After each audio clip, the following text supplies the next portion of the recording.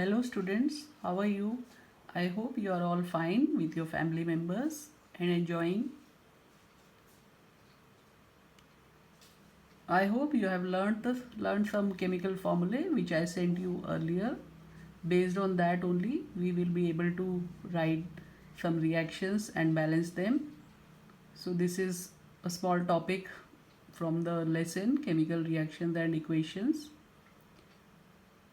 Now how to write a chemical equation. So first we'll see what is meant by a chemical equation. All of you know that a chemical equation represents a chemical reaction. When any chemical reaction is written with the help of the chemical formulae of its reactants and products, then it is known as a chemical equation. Here you can see a simple reaction in which magnesium reacts with oxygen to form magnesium oxide. Can you see this reaction?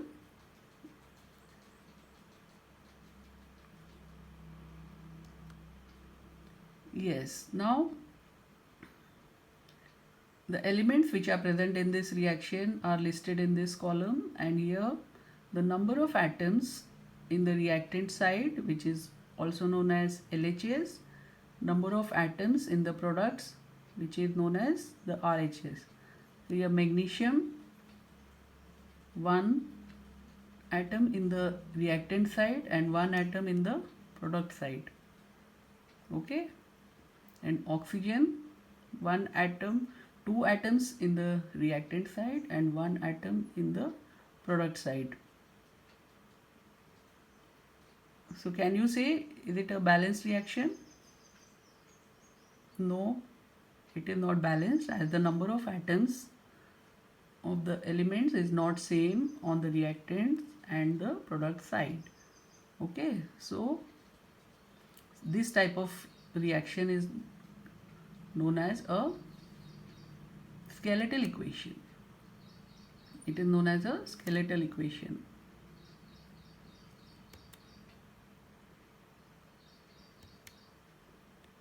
So how can we define a skeletal equation? If the number of atoms of each element on both the sides is not same, okay, then such an equation is called a skeletal equation. So this skeletal equation has to be balanced. So why it has to be balanced? So all of you know that according to the law of conservation of mass,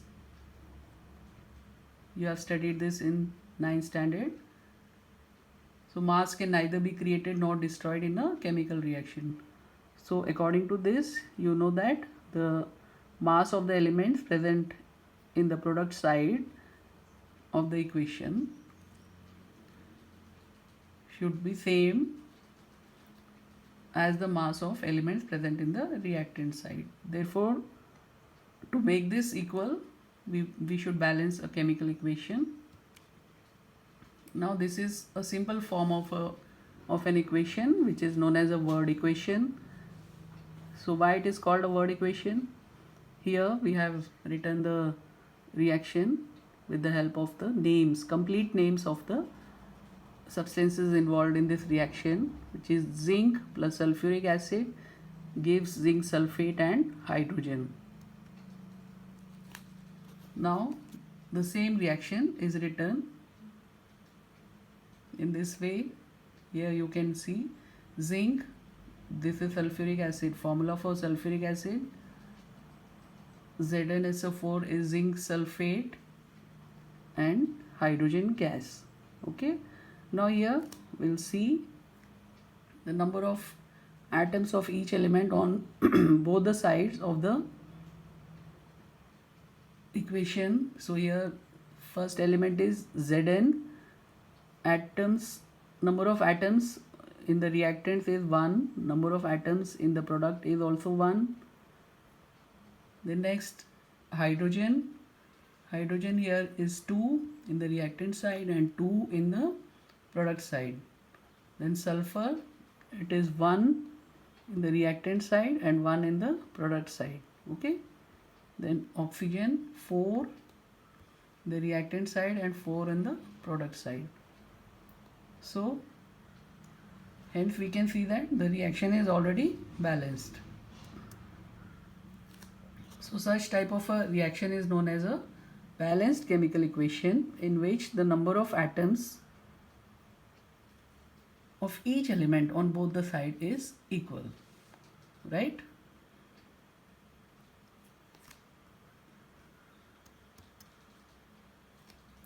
Now here we will practice the balancing of some equations. So first, this is a simple example we will take for balancing the equations. Now solutions of barium chloride and sodium sulfate in water reacts to give insoluble barium sulfate and the solution of sodium chloride. This is the reaction which we are going to write and balance.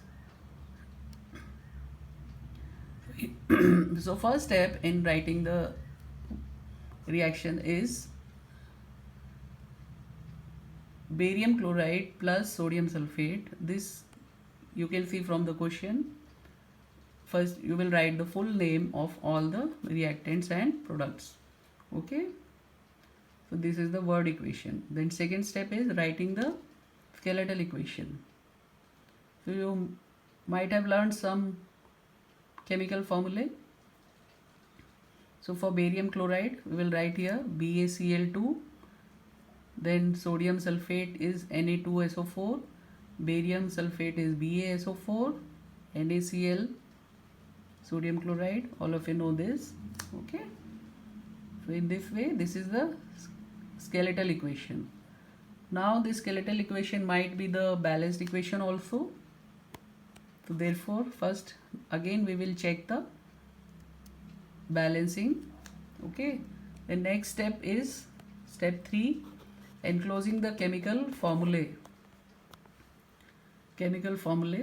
in boxes. So why this is important? So that we should not write anything inside the boxes. Okay, only outside. If you write anything inside, then you might change the formula of the substance, which is not correct. So according to avoid that, we should make boxes and we should not write anything inside the boxes. Okay, then step 4, counting the number of atoms of each element on LHS and RHS. Okay, so we will make a simple table and then we will try to write the number of all the elements present in the reaction. So here first is barium is 1 in the reactant side and 1 in the product side. Okay, then chlorine 2, here 2 in the reactant side and 1 in the product side, right? Then Na2, sodium is 2 in the reactant side, 1 in the product side. Sulfur S, 1 in the reactant side and 1 in the product side. Oxygen is 4 and 4, both the sides. Okay, so this is our equation. So according to that we can see that 2 elements are not equal on both the sides, and the next rule is that we should start balancing. Checking is very important, because if we check it we will come to know which elements are not equal and we will try to balance them.